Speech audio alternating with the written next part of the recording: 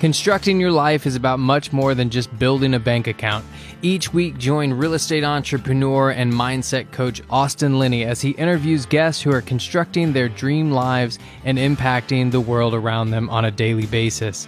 If you're an entrepreneur or wanting to start a business, or you just want to hear motivating stories of how others have overcome the odds, you are in the right place. And now for your host, Austin Linney. Guys, welcome back. This is Austin Linney with Construct Your Life podcast. So grateful to be here. I just want to ask you, are you ready to take your lifestyle to the next level? Because on our podcast, we don't focus on bank accounts. We're trying to build a lifestyle that's set up with mindset, taking action, and just making sure that you're living that best life possible. I got a special guest here today. He might make us think a little more than we wanted to. He's ex-CPA. We got Mike on the show. How's it going, Mike? You know, just living the dream every day. I got stockpiled fridge of frozen foods ready to survive this corona hysteria and everything. But the question is, how's your toilet paper level? You know, I think I did an Excel spreadsheet to survive the storm. But no, I got just enough. You know, I'm not hoarding it like a lot of other people. But guys, it's March 26th. We're in the middle of the coronavirus, and if you think he's joking about the spreadsheet, he's not. You'll see through the podcast. So why don't you tell them a little bit about your background, your bio, you know, your CPA, many hats you wear.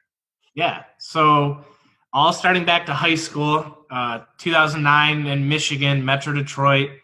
I took an accounting class. I was actually phenomenal at math. I did like the calc, tested out of college for the calc for my business degree, and was told when I was graduating high school what my major was. And I said accounting because I knew I wanted to do business. I love numbers. Perfect. And my math teachers were disappointed, calling me a sellout. Why are you doing this? They wanted me to PhD in math. And I was like, my parents were teachers. My mom, you either worked for Chrysler or were teachers. There's no middle ground. So I was the black sheep who did business. Going through, was excelling. I did well. I went to Michigan State University for my undergrad and master's. And in my fifth year, that was the year it just everything kind of clicked for me as like an adult or a mini adult of knowing what I wanted. I started a screen printing business. I was good at accounting. I knew what I needed. I passed all my certification exams. And a month before I'm graduating, I go to my favorite professor and I go to her and I go, am I going to like this public accounting or accounting realm? And she goes, absolutely not. And I thought she was just messing with me because we had that good rapport. But little did I know she was super serious about it and was very forthright of what happened. So I started my career with Ernst & Young, and I worked there for a couple of years of just doing financial statements audit. Your favorite auditor, just coming through, just learning all the financial statement processes of how did this entire department create one number on an income statement.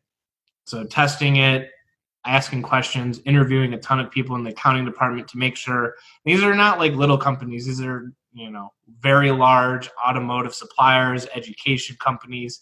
So I got to see all these processes. So when I stood my startup in screen printing, I realized I needed processes. And now I'm working at EY, I know the process and I could think better. But I loved EY and the opportunity it gave, but I was very entrepreneurial and wanted to do something more hands-on. So I worked with Dan Gilbert, the owner of Quicken Loans and the Cleveland Cavaliers, to work with his investments. I worked under the Rock Ventures arm of they call it the family of companies.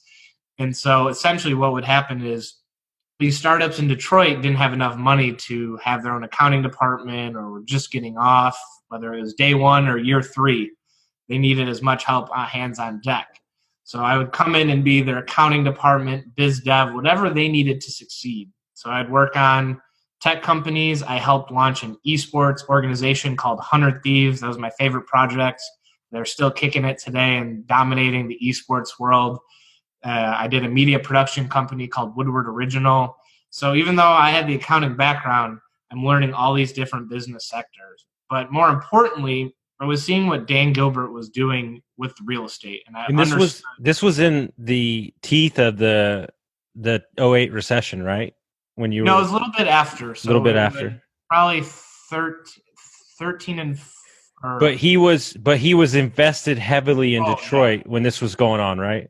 absolutely. So he literally has been known for resurrecting Detroit because 08, 09, heavy automotive. But now there's LinkedIn there, there's Google there, there's Microsoft there.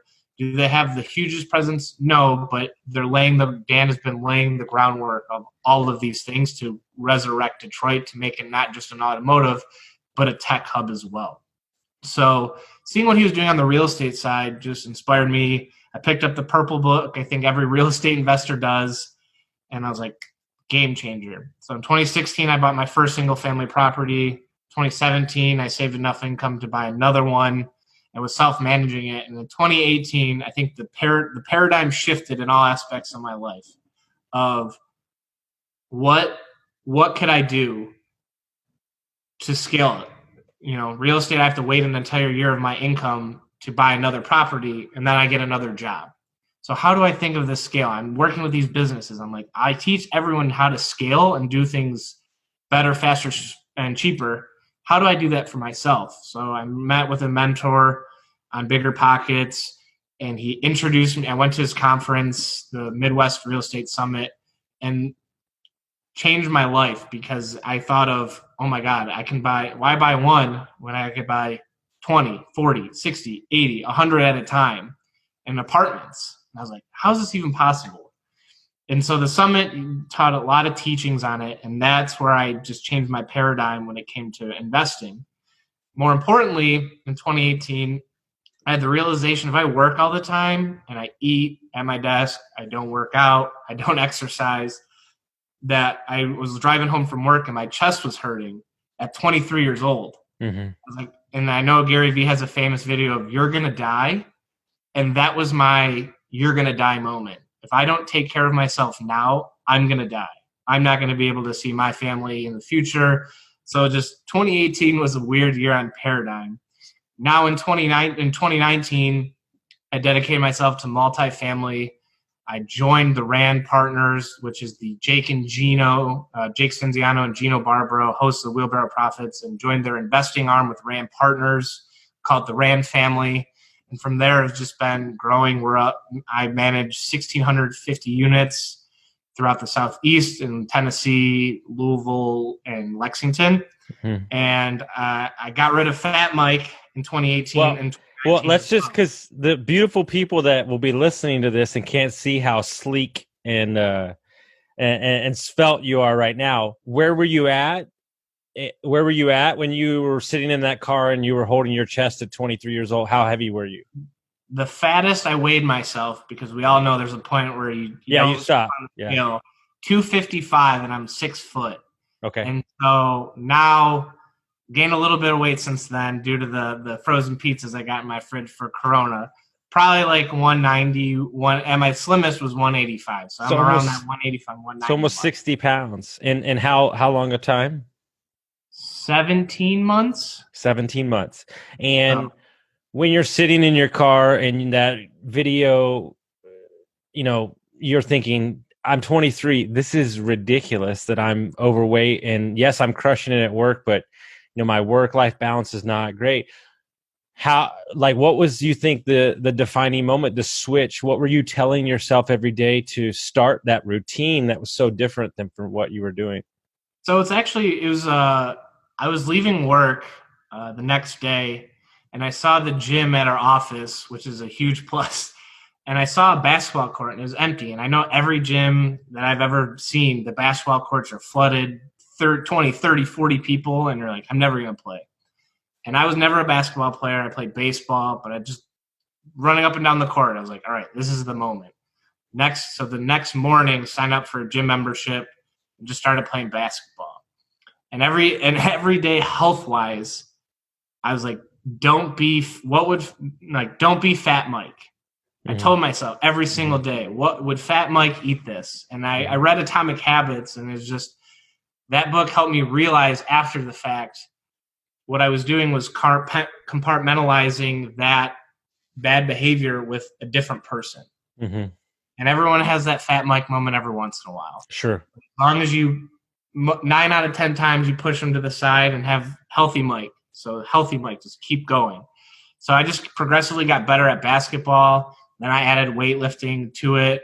Then I worked on my diet I did no added sugar 1 month. I did Whole30. So everyone thinks it was just like one day, just I did this one thing, and it's just incrementally building up to it. So playing basketball, then weightlifting, then dieting. 17 months later, new Mike. Yeah. And this is my new thing I'm on because I help this kid that works with me. He's brand new to real estate investing.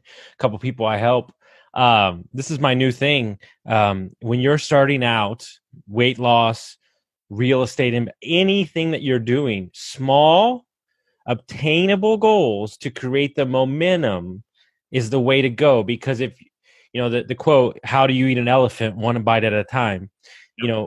People don't, this is my new thing. People don't put enough stock in small wins and momentum when it comes to real estate investing and in life in general. Yeah, no, that's huge. And Atomic Habits really hits on that of reward the behavior of doing it, not the result. And I think a lot of people I worked out 5 days this week and I didn't lose 10 pounds. Because, you look at everything in American culture, it's, all right, I see these weight loss shows. This person lost 20 pounds in a week. Yeah, but they're not going to show you the 6 hours a day there at the gym and just eating celery and everything else. And they have a chef and a controlled trainer and all those things. Yeah, like they're in isolation, blood, sweat, and tears to do all these things. And I think too, it's amazing people overpromise what they can do in a year, but not in 10 years. Sure. And it's just that continued momentum, building and building and building and building. That's the true success. I read a book by Kyle Cease, and it's the greatest story I've ever heard. He said that he started a juice fast for 3 days, and he jumped on the scale and he gained weight, and he was like, "What the?" And he's like, and so he was so mad for a day, and then he goes, "Wait. My intention was to feel good. Do I feel good? Okay, great. Then we're good." And the same thing with a guy who runs marathons, and he lives in Costa Rica. He wrote today on his Instagram, "Today was the first day I ran without clocking the time and the miles, because for the first time in my life, I ran for myself and not to put it up on Instagram and get praise." And I thought that was a very poignant point. Yeah. When we first met, you were I think it was, it was just stuff like that, like that parameters of feel good. Because I remember in your weight loss journey or in any journey, you want to put on a scoreboard and go, did I do better? And I stepped stepping on the scale, not as a matter of to keep myself accountable, but do I feel good? Mm-hmm. Right now, I'm like not working out as much because I'm working more because of the corona. Sure. But I know I'm going to get back to it. And I think literally after we had that talk, I had that aha moment of like, I remember journaling of like, man, I had a pizza for lunch, and man, I did this. And it's just like you pound yourself down. Yeah. But it's like, all right, what do I do next? How do I avoid this? Do I pack my lunch? Do I throw a granola bar in the bag? What do I do? So it's just a, moment of time of doing those small wins is, like you said, feel good. Don't reward the behavior, not the result. And so many times in life, I think as people, I think that we start a new behavior. I'm healthy now, and there's this internal fear that if you don't do it for 2 days, you're going to slide back to that guy. And what you have to understand as a person is that you've created a new persona, a new identity, and don't beat yourself up if you slip a day or two. It's a long game. And, me, I've been sober 1 year and 3 months, and, I don't really think about it anymore, but it's still an every week struggle. It's not like it goes away, but that's just not my identity anymore. And I think if people live in intention and kind of understand that they left that life behind them, and you're making smart choices, but don't beat yourself up about it. Yeah. First off, I want to congratulate you on that because that's an amazing feat. But I think that's day by day at a time. Like, even if I think I was in the same boat of I even now I try to exercise every day.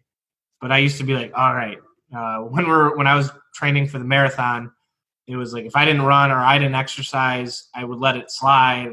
And I still struggle with that today.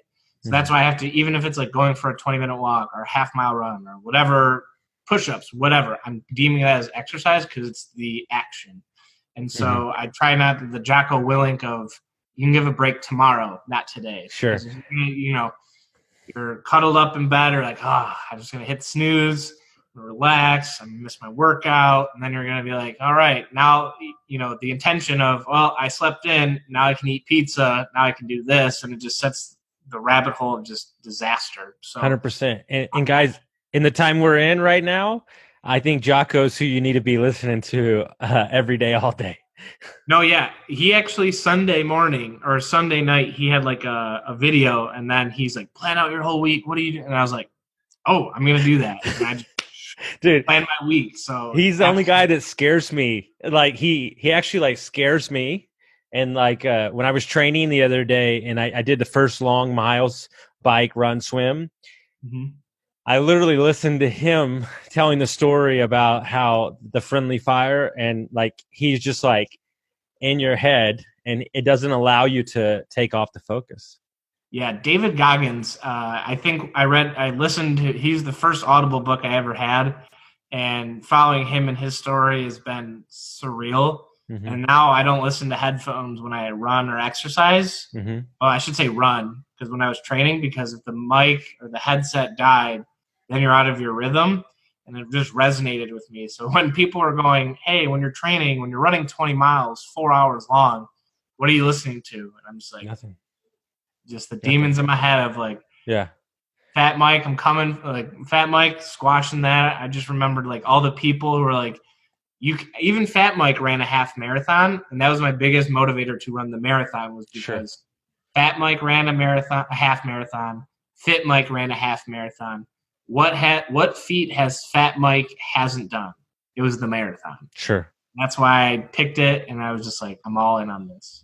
And just so you know, guys, if you're not following, he lost 60 pounds and ran a marathon and knocked it out in a good time and did it for himself.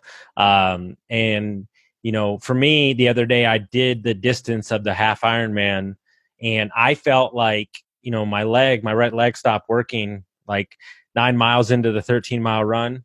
And I was like, I'm finishing no matter what. And like, you know, you just think about how many bad versions of yourself you leave out on that pavement, right? Oh, yeah. It's you know what I'm talking about. Out. Yeah. The demons come out mile 9, mile 10. Even in my marathon, I think, so I had reverse split. So I ran slow and incrementally got faster. And I'm not fast. I did it in 4 hours and 30 minutes. But I literally, every mile at the half mile or half marathon mark, I was furious. I go, I'm too slow. I saw where I started. I know it's not great. Mile 22, I was getting tired. And I was just like, I am sick of running. And so I took off. I think my last mile in the marathon was 8 minutes and 30 seconds. Yeah. I was blowing by people. And everyone's like, oh my. And they're like, oh, was you just listening to a playlist? I go, no, I was mad. How slow you just want to be done. Yeah, I'm like, I'm done running. I am done, dude. This half Ironman I'm doing, the full one, in November. You're just like 8 hours on the bike. What the? I don't want 8 hours. Like people like sleep that long, and like my wife's like, all right, here's the deal. I'm gonna see you off in the morning. I'm gonna go to the casinos. I'm gonna come back. I'm gonna have dinner, get some sleep, and then I'll meet you. And you're just like, it's so long. But there is something, I find it with our personalities, because me and you are both pretty driven and A types. I find there's something comforting in that training that keeps you focused on the path with work and just life in general when you're focused on training. I mean, do you agree with that? Yeah, it's kind of like it's the mountain, climbing the mountain. You know, everyone's at the base level. And every time it gets a little bit harder, there's less and less and less people. And to be honest, it's not. To be honest, we got to be crazy for what we do. People said you're crazy for running the marathon. People said you're crazy for doing the half. People say you're doing the full. Like I just think of all those people when I'm running it. Of like, I told you so. I told you so. Yeah. Even when I was fat, like it's just. those demons will come back, and you just think of all the people who told you can't, and you're like, I got it. So I mean, to be honest, it's got to be part crazy to be 100%. My wife thinks I'm nuts. She's like, you have problems. I'm like, I know. But the thing that I tell myself all the time, and it's something that's stuck with me, is we don't negotiate our goals. And that's what I say to myself over and over again. And if I made a commitment, I'm going to finish it. And so, I think for me, because I want to make sure that guests get the most value, and I'm in real estate, and I'm a little selfish because I want to learn more and more about multifamilies. So Mike is what you would classify as a top, level underwriter on deals. He knows the inner workings of every deal better than anybody I've ever met. And just so you know, guys, if you're not familiar with, and I'll tell them to their face, I actually told Gino this.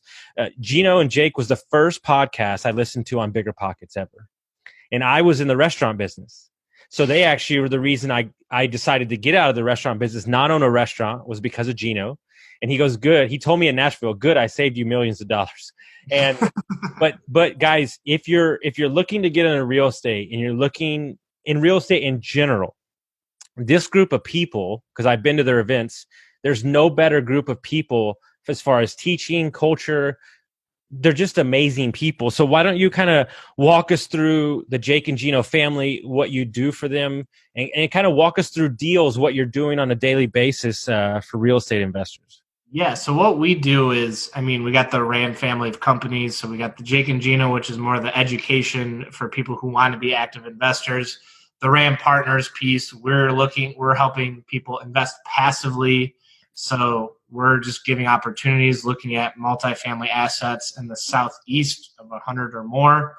So we're looking on the investment arm. We have a Rand Capital, which is our mortgage brokerage for the active investors who are looking for financing for their deals. And that's pretty much the family of companies. My inner workings on a day-to-day basis, I'm talking to potential investors who are interested in investing. I'm talking to brokers to find the next opportunity to invest. Once they give me an offering memorandum over email, I'm underwriting it, looking it over with Jake. Month end, and this time of year, we're looking at quarter one distributions and reviewing the finances. Because I think with my background being a CPA, the numbers tell a story that not many people see. And so, working through budget comparisons, working with our accounting team to make sure the numbers are more importantly accurate, but does the story match what our property managers are saying? So we're just all hands on deck and intertwined.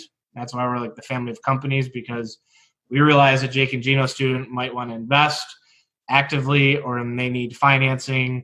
You name it, we're here to offer as much service, whether you're day one and you've identified multifamily, or you're working in a restaurant and you're like, I want my money to go to work for me, so I want to invest passively on the deal. So from investor calls to underwriting, calling brokers, to reviewing financials, a little bit of everything. So let's get a little granular on investing wise, and I don't think we got enough time to go into 150 unit, 200 unit, but let's stay in a tangible first investment. Let's say a 6 to 24 unit property. Mm-hmm. Let's start in that range. I think that's the easiest to dig into. And let's talk about, from an investor point of view, if you're newer or looking to make the transition from single family to multifamily, that's probably where you're going to look at. What are you looking for in a deal, from city-wise, from deal-wise, from rent flows? What are the triggers that you're looking for? So we call it the Rand funnel of looking at the market. So does our market have employment growth? Does it have job diversity, whether it be employers or sectors? So like Detroit 0809, heavy automotive, free fall. So we're just looking for diversity, population growth, educators in the area, whether it be a top tier university or anything else. We look at the school system. So we're looking at this top market. Sub-market, we're looking at, okay, we know the market. Now let's look at the sub-market. What is the median income for that, median household income for that particular tract? And we have it down to a particular number that we look for, so that we can be affordable rents. We're trying to be the Chick-fil-A of workforce apartments. So we're just trying to provide as much value. So we need to review the median income, but we also look at the local employers. So the market may have a job sector, but what is that sub-market job sector? Is there accounting firms? Is it local restaurants? Is it tourism? We want to really understand what's in that pocket. And then from there, we're looking at properties. Is it a 1960s or older asset that might have plumbing issues, potential foundation issues, or is it a newer build? Because each one have their own risks. You just got to really look for it at the time, or a potential to value add. So what do you need to do to update the property to get its highest rents? And lastly, the financials. That's where your rent growth comes in. So we're looking to qualify for, we're looking to see what's the occupancy, what rent is coming in, what is that comparative to the market rents, and what are our competitors doing at that market rent. So if a person across the street has the same amount of units, they might have backsplash, new appliances, a better pool. So how can we juice up our rents to get to what they're getting by doing the same things? And for the underwriting piece, I must say, always call your tax assessor, because the taxes will always change. So whether you're actively looking at a deal or passively, call the tax assessor. And I know this is overwhelming, but multifamily is a team sport, whether it's a management company. So get that dream team behind you to attack deals going forward, because you cannot do it all in this space. 1,000%. And guys, you got to understand, and I'm talking to all the listeners out there, there is no moment in time, there is no year that we will get to where this guy, Austin Linney, will be looking over a multifamily amortization spreadsheet. It's not my bag. It's not my bag. But I knew that about myself, so I don't try to lie about it. I know enough to be dangerous, but what I do have is I have people on a daily basis coming to me with 143, 296 units, 35, 56. Why? Because I position myself as a guy that can close deals, right? And what Mike is saying is, if that doesn't fit with your personality, you team up with a guy, a wholesaler, a deal guy, a syndicator, and let that Mike's job do the work. But more importantly, the thing I'm harping on, and I've been doing with all the interviews this week, and this is very important in the multifamily space, especially where we are right now today. I think what happened with people is they got too wrapped up into goals on certain unit numbers instead of assets that produce a certain income. And they over leverage because it feels sexy to say, I have 3,000 units. And what I knew about your company is y'all make sure that you buy right. And it's not a number per se. It's a number financially, cash flow wise, that breathes life into the business. Wouldn't you agree? 1,000%. I think there's so many podcasts out there that say, all right, you need to do 100 plus units because it's the scale, target 15 IRR. And, and I think I get scared too in the multifamily space is that people are marketing themselves as the capital raisers. And that's a huge red flag with the SEC and everything going on, because you need a specific license. So there's just a lot of people marketing themselves, and it's just scary because the SEC, you get one investor calls the SEC and says, oh, I didn't really know this person and have a pre-existing relationship, and he sold me on a deal. And you just see a lot of stuff on, like you said, the Instagrams. I'm looking at this deal, and it's just massive. And it's just a scary time to be in because it's just the Wild West right now when it's marketing. So I'm not saying don't be the capital raiser, but I wouldn't be pushing out that I have X amount of dollars and I'm willing to throw it in on a deal, or I have these group of investors. I would just be very methodical and read the SEC 506B as in boy and 506C as in cat to make sure you protect yourself, or even talk to a syndication lawyer, because when push comes to shove, the SEC, you can go to jail, and there's no ifs, ands, or buts. And it's not a matter of if you close on the deal. It's a matter of down the line, any investor can report you to the SEC, and they'll come knocking on your door going, you did this wrong. You did this illegally. And you can get in a lot of trouble. And you're done, guys. You're done. And so, I talked to Jennifer. I'm fascinated by what y'all are creating, and because it's more of a long game strategy. You're creating a army of goodwill out in the community that I think is going to come back, if it already hasn't, 20-fold to y'all. But talk us through the decision, right, to leave a good job, a good company, a career that over time you could have made a ton of money in, to jump off the end as soon as you got the phone call, to come on down to Knoxville. But also, you left your girlfriend back there to finish her job too. So, you're making sacrifices, and this is what I talk about all the time, guys, sacrificing to get where you want to go. What's your take on all that stuff? And, woulda, coulda, woulda, shoulda, coulda, I could have stayed with that job and be making, 120,000, right? Whatever it is. And that's safe. Yeah, I think the biggest thing is I worked. So another thing is no one saw me working from 10 p.m. to 2 a.m. every single day, working on trying to do the same things Jake and Gina were doing. So I was so motivated just to do this that even my girlfriend, who's still in Chicago, understood how badly I wanted this and this opportunity. So it's more importantly surrounding yourself with the right people. When I left Michigan to go to Chicago, people were like, "You'll be back in 6 months." I was like one of the few friends to leave, and I was Mr. Social Butterfly and just trying to go through it. Like, I talked to all my friends. Like, it's like high school we never graduated because we hung out all the time. But then when I was leaving, they're like, "You'll be back in 6 months, no questions asked." And so once I surrounded myself with my mentor in Chicago, John Kasman, Susie, my girlfriend, was just so super supportive of it.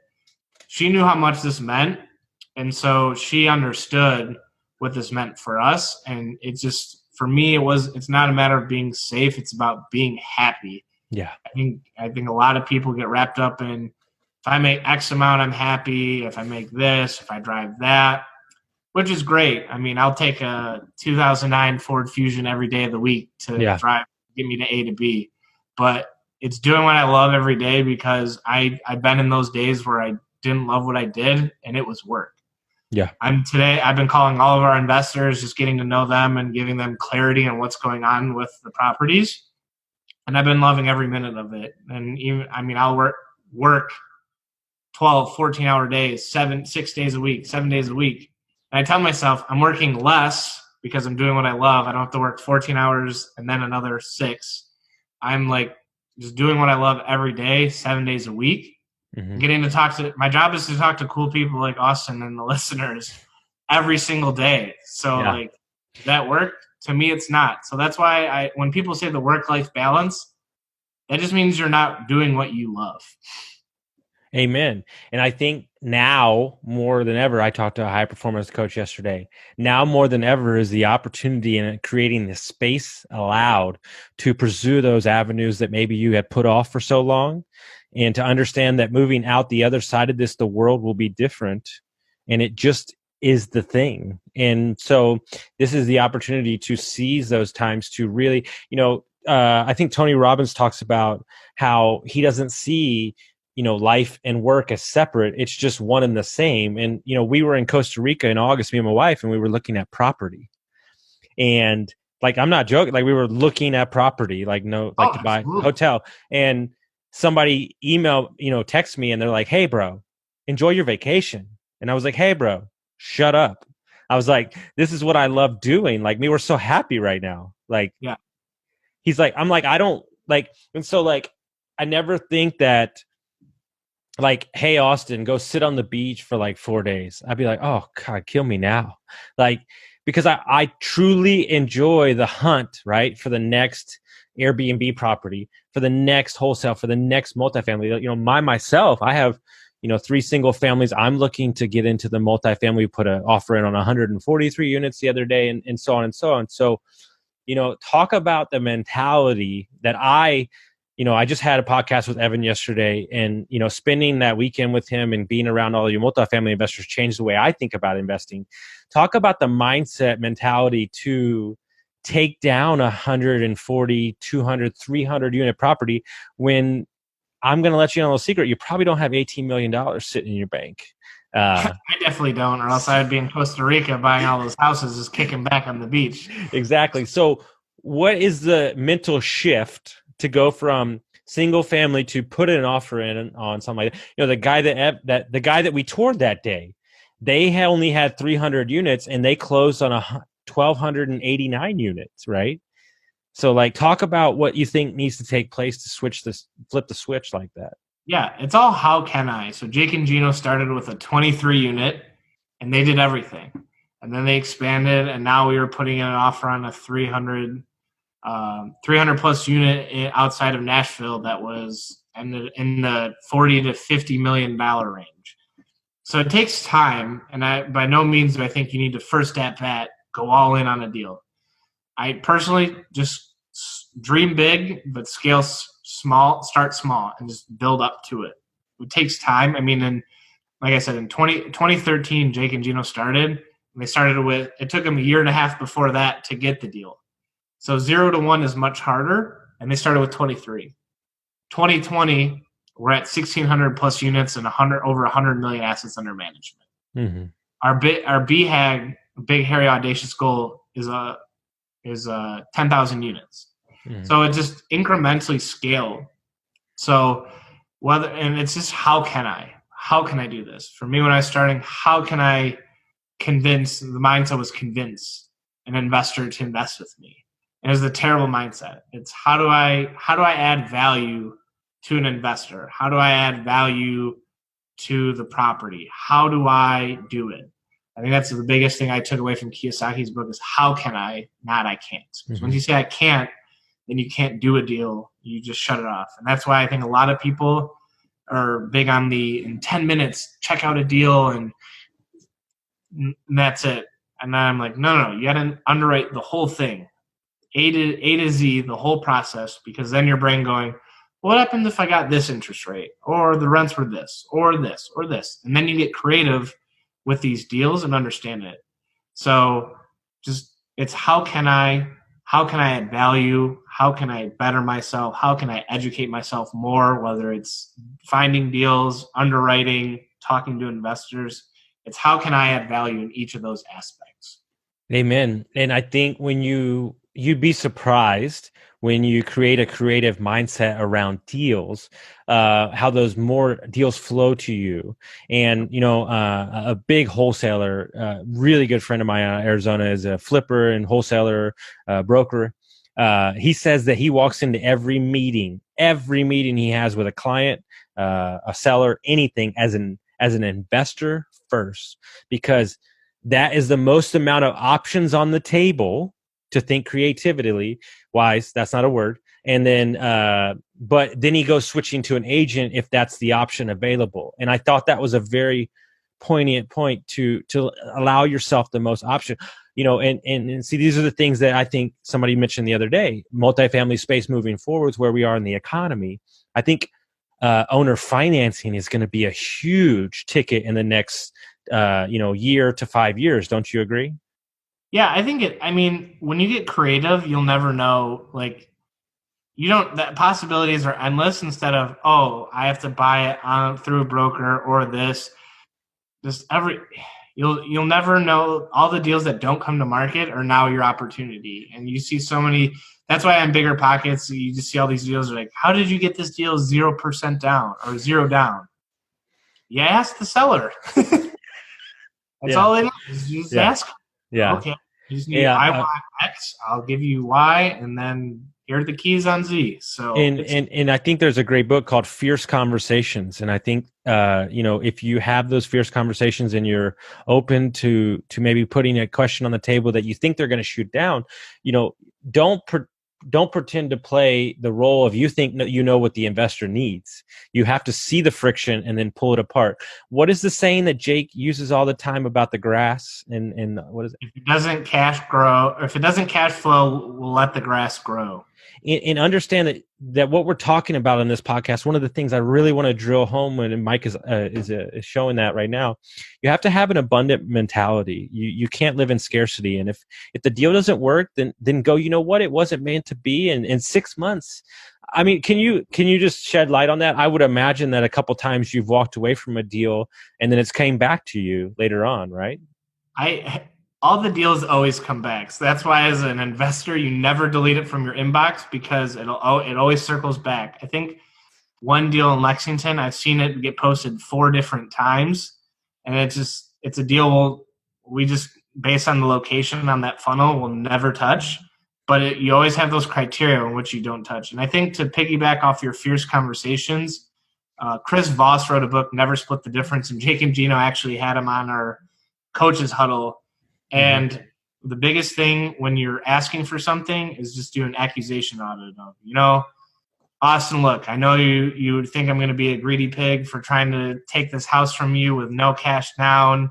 You just think, oh, this guy's in it for the money, or I'm going to walk away. And you just like every negative thing that person could think of, because it lowers their guard down and keeps their autonomy of like, all right, now that I've just laid it all out there, now what? And it just, how can we do this deal? And it was just like a really surreal moment of like, if you lay out all the negative things that could be said, it just opens the opportunity to let that person listen and just hear. So Never Split the Difference by Chris Voss. And he's done a couple podcasts with Jake and Gino, so I'd highly recommend listening to those, because for me, reading it helped, but listening to Chris Voss speak was just amazing. I couldn't agree more. I have 20 years behind the bar and negotiating with drunks. That is really, I never split the difference on a nightly basis with the drunks. So, the thing is you'd be surprised, right? And I'll just quick story, because it's my personal reference. I bought my second house across the street from me. It took me 9 months to get the deal. When I went to him the first time, he said, "No, I'm not ready. I'm having family issues." I said, "Listen, I'm here whenever you're ready." And I just walked away from it. And sure enough, he called 8 months later and I bought the house for $50,000. So, and he was happy and we were happy and we just sold it. We made some good money off of it. But this is what I keep harping back to, especially in my Airbnb world. Like, don't put your standards on what you think the deal should be, because you don't know the friction of that owner. Maybe he's going through a divorce and he doesn't want his wife to get the house, the property, and then he's just ready to offsell. And I think moving forward, you're going to see that a lot, like people liquidating assets to get more cash heavy to go buy more deals. And then, and also something that's very interesting, the guy that we put the offer in on the 143 unit, I thought this was very interesting. He owned 13 complexes. Some were like 40, 60 million dollars. This guy's been doing it a minute. He's got tons of money. He was more worried about the team that was buying it than he was about the price he was going to get. So, he wanted to know that you could close. He wanted to vet you. He wanted to know that you had property management. So I've noticed that in the multifamily space, it's way more about the team and what you're bringing to the table than it is about the price. Am I right on that? Absolutely. Yeah, because it's not the single family space where you come in and submit an offer and get that pre-approvement letter and you're like, you need the money behind you. You need to flex the credibility. You need the management team. Because if it's just me and Austin, like, hey, we're just ragtag, kicking tires, and we're like, hey, we're going to close this deal. They're like, yeah, but who are you? And we're like, no, we're friends, And they're like, that's great, but I need to know you're going to close. Mm-hmm. That credibility piece is always something you have to be selling of. Can this person close? Are they credible? Because the last thing, they've owned this property, have done all this uplifting, and the last thing we want to do is just see it free fall. Obviously, they want it, because then it looks bad on the seller if they go back to market because you weren't as credible. So in the multifamily space, it's all about the credibility to close and to continue your actions, because then too, all those you're playing with investor money, and that's a huge limiting belief people have of I don't want to lose people's money, but it's an opportunity. But investors are going to let you know whether they trust you or not when it comes to I got a deal. Hand me the money to let's go in on it. They'll tell you no, whether it's your underwriting's off. And these are very sophisticated people that you're working with. They're no dummies. This isn't a quick Ponzi scheme. They'll know and check the numbers, and that's why it's important to know your numbers, know the market, and understand the story of a deal every single time. And if you don't, ask the sponsor, and it's how they answer it. If they're defensive or, yo, you don't trust me, you're right, I don't trust you because you're not explaining it how I thought you would. And I'm going to share this last piece of advice. And if you're new, this is where I'm harping on, the new investor. I've had a buddy in the last 4 months who's clipped $300K in 2 wholesale fees off a 22 unit and a 30 unit, right? And that's great. But what I'm saying to you is if you're new to the game and you have access to sellers or you somehow get access to multifamilies, you can forego some of your pay on a wholesale deal, maybe all of it, and partner up with an experienced company to learn a multifamily deal from the inside out. And I think so many people are worried about what money they're going to get for a deal. You know, you can't put a price tag on experience actually being in the deal. Sometimes you have to get out of the books. Yep. And I want to disclaimer this is that Austin and I are not lawyers. Please contact your legal services and whatever market you're in because every state's different. But I totally agree with Austin's point of view. If you find the deal, don't think of it just cash coming in. Think of it equity. I get equity on a potentially cash flowing asset for however long. So and in the relationship you've also established, you know, and that's what people need to understand. When you're getting started, it's adding value. I don't have 1,600 units, but how can I add value to Jake and Gino? Maybe I find that 100 unit and then they're like, whoa, dude, like, yeah, come on, like, get in with us. We're going to show you how to management, you know, we're going to show you how to do all that. So, you know, thank you so much for being here. I mean, it might take a minute.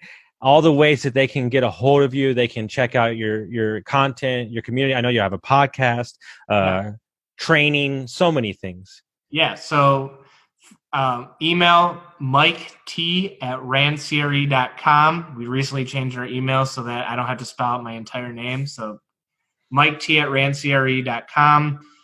RandCRE is our handles for Instagram, LinkedIn, Rand Commercial Real Estate for Facebook. More importantly, I think the best way to get in our content, make sure you see deal announcements or newsletters, randpartners.com. We have the investor login in the top right corner. And then you can schedule a call with me and we'll chat about your investing goals, your experience, and what you're looking for. And we'll go through the whole thing together and just start the conversation. So I'll even throw out the phone number, 586-668-0248. Call, text, email. I'm in Eastern time zone, but I don't go to bed really, so it's all good. And we'll put all that in the show notes.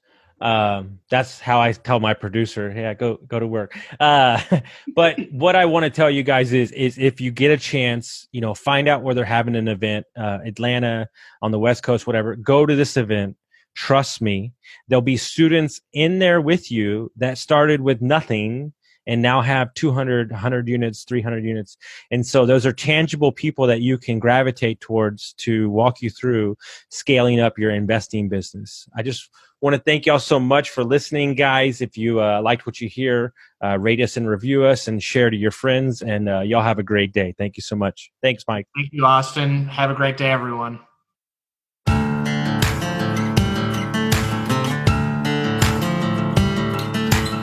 Thank you for listening to Construct Your Life with Austin Linney. If you enjoyed this episode, be sure to rate, review, subscribe, and pay it forward by sharing with a friend. Most importantly, take this opportunity to start constructing your life by taking immediate action on what you learned. For show notes, resources, and more information on one-on-one coaching with Austin, visit constructyourlifepodcast.com.